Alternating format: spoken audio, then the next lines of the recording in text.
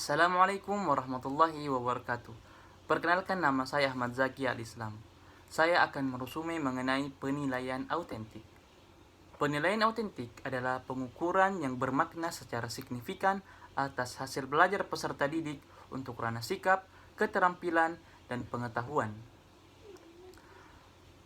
Adapun penilaian autentik menurut Permendikbud nomor 104 tahun 2014 adalah bentuk penilaian yang menghendaki peserta didik penampilan sikap menggunakan pengetahuan dan keterampilan yang diperoleh dari pembelajaran dalam melakukan tugas pada kondisi yang sesungguhnya.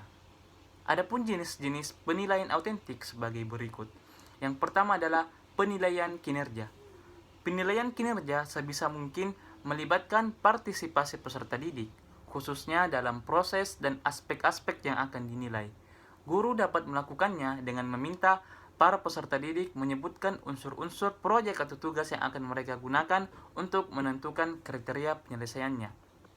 Adapun cara merekam hasil penilaian berbasis kinerja, yang pertama adalah daftar cek atau checklist, yang kedua catatan anekdot atau narasi, yang ketiga adalah skala penilaian, yang keempat memori atau ingatan.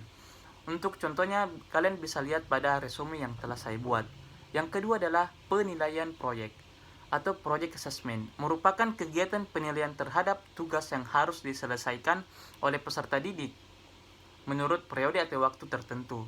Penyelesaian tugas yang dimaksud berupa investigasi yang dilakukan oleh peserta didik, mulai dari perencanaan, pengumpulan data, pengorganisasian, pengolahan, analisis, dan data penyajiannya.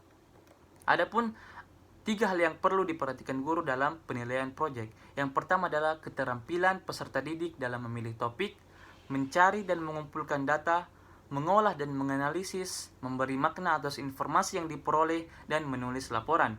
Yang kedua, kesesuaian atau relevansi materi pembelajaran dengan pengembangan sikap, keterampilan, dan pengetahuan yang dibutuhkan oleh peserta didik. Yang ketiga adalah keaslian sebuah proyek pembelajaran yang dikerjakan atau dihasilkan oleh peserta didik. Yang ketiga adalah penilaian portofolio. Penilaian portofolio merupakan penilaian atas kumpulan artefak yang menunjukkan kemajuan dan dihargai sebagai hasil kerja dari dunia nyata. Penilaian portofolio bisa berangkat dari hasil kerja peserta didik secara perorangan atau diproduksi secara berkelompok, memerlukan refleksi peserta didik, dan dievaluasi berdasarkan beberapa dimensi.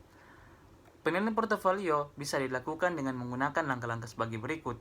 Yang pertama, guru menjelaskan secara ringkas mengenai esensi penilaian portofolio. Yang kedua, guru bersama-sama peserta didik menentukan jenis portofolio yang akan dibuat. Yang ketiga, peserta didik baik diri sendiri maupun kelompok mandiri atau di bawah bimbingan guru menyusun portofolio pembelajaran.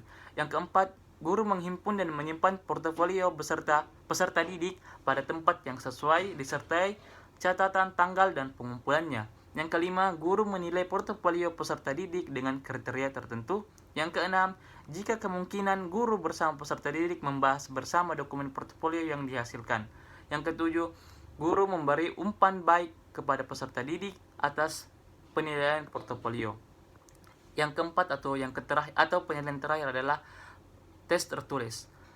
Tes tertulis adalah bentuk uraian atau esai menuntut peserta didik mampu mengingat, memahami, mengorganisasikan, menerapkan, menganalisis, mensintetis, mengevaluasi, dan sebagainya atas materi yang sudah dipelajari.